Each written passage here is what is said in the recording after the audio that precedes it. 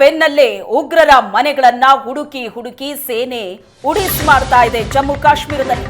ಇವತ್ತು ಕೂಡ ಮುಂದುವರೆದಿದೆ ಉಗ್ರರ ಮನೆ ಉಡೀಸ್ ಕಾರ್ಯಾಚರಣೆ. ಉಗ್ರರ ಮನೆಗಳನ್ನ ಎಲ್ಇಡಿ ಇಟ್ಟು ಸ್ಫೋಟ ಮಾಡ್ತಾ ಇದೆ ಸೇನೆ. ಕಾಶ್ಮೀರದಲ್ಲಿ ಉಗ್ರರೊಂದಿಗೆ ನಂಟಿರುವ ಮನೆಗಳೆಲ್ಲ ಉಡೀಸ್ ಆಗಿದೆ. ಬಂಡಿಪೋರದಲ್ಲಿರೋ ಜಮೀಲ್ ಶೀರ್ ಗೋಜ್ರಿ ಮನೆ ನಾಶ ಆಗಿದೆ. 2016ರಿಂದಲೂ ಉಗ್ರ ಚಟುವಟಿಕೆಯಲ್ಲಿ ಇರುವಂತಹ ಜಮೀಲ್ ಗೋಜ್ರಿ. ಶೋಪಿಯಾನದಲ್ಲಿರೋ ಅದ್ನಾನ್ ಶಫೀದಾರ್ ಮನೆಯೂ ಧ್ವಂಸ ಆಗಿದೆ.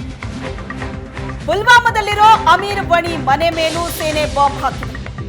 ಇಲ್ಲಿ ತನಕ ಕಾಶ್ಮೀರದ 11 ಉಗ್ರರ ಮನೆಯನ್ನ ಧ್ವಂಸ ಮಾಡಿದೆ ಸೇನೆ. ಇವತ್ತು ಬೆಳಗ್ಗೆಯಿಂದಲೂ 3 ಉಗ್ರರು ಮನೆ ಸ್ಫೋಟ ಆಗಿದೆ. ದೃಶ್ಯದಲ್ಲಿ ನೋಡ್ತಾ ಇದೆ. ಪಹಲ್ಗಾಮ್ನಲ್ಲಿ ಆದಂತಹ ಉಗ್ರರ ಅಟ್ಯಾಕ್.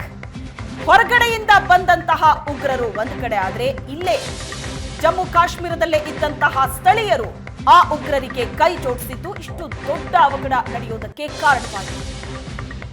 ಜಮ್ಮು ಕಾಶ್ಮೀರದಲ್ಲಿ ಇರುವಂತಹ ಉಗ್ರರ ಮನೆಗಳ ಸರ್ಚಿಂಗ್ ಆಪರೇಷನ್ ನಡೀತಾ ಇದೆ. ಸಿಕ್ಕ ಉಗ್ರರ ಮನೆಗಳನ್ನ ಧ್ವಂಸ ಮಾಡಲಾಗ್ತಾ ಇದೆ. ದೃಶ್ಯದಲ್ಲಿ ನೋಡ್ತಾ ಇದ್ದೀರಿ. ಉಗ್ರ ಜಮೀಲ್ ಮನೆ ಧ್ವಂಸ ಮಾಡಲಾಗಿದೆ. ಬಂಡಿಪೋರದಲ್ಲಿರುವಂತಹ ಜಮೀಲ್ ಶೀರ್ ಗೋಜ್ರಿ ಮನೆ 2016ರಿಂದಲೂ ಉಗ್ರ ಚಟುವಟಿಕೆಯಲ್ಲಿ ಈತ ಆಕ್ಟಿವ್ ಆಗಿರೋದು. ಶೋಪಿಯಾನದಲ್ಲಿರೋ ಅದ್ನಾನ್ ಶಫೀದಾರ್ ಮನೆ ಧ್ವಂಸ ಆಗಿದೆ. ಪುಲ್ವಾಮಾದಲ್ಲಿರೋ ಉಗ್ರ ಆಮೀರ್ ಮನೆ ಮೇಲೂ ಕೂಡ ಸೇನೆ ಬಾಂಬ್ ಹಾಕಿದೆ. ಕಂಪ್ಲೀಟ್ ಧ್ವಂಸ ಮಾಡಿದ್ದಾರೆ ಮನೆಗಳನ್ನು.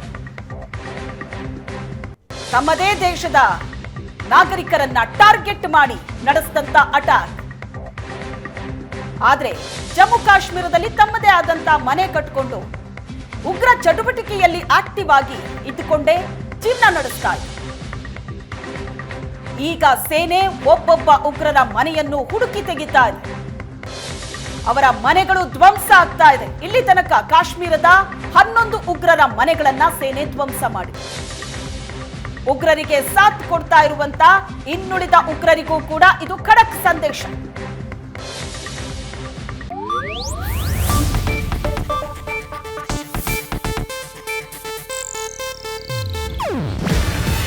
ಇದು ಏಷ್ಯಾನೆಟ್ ನ್ಯೂಸ್ ನೆಟ್ವರ್ಕ್ ಪ್ರಸ್ತುತಿ. ನೀವು ನೋಡ್ತಿದ್ದೀರಾ ಏಷ್ಯಾನೆಟ್ ಸುವರ್ಣ ನ್ಯೂಸ್.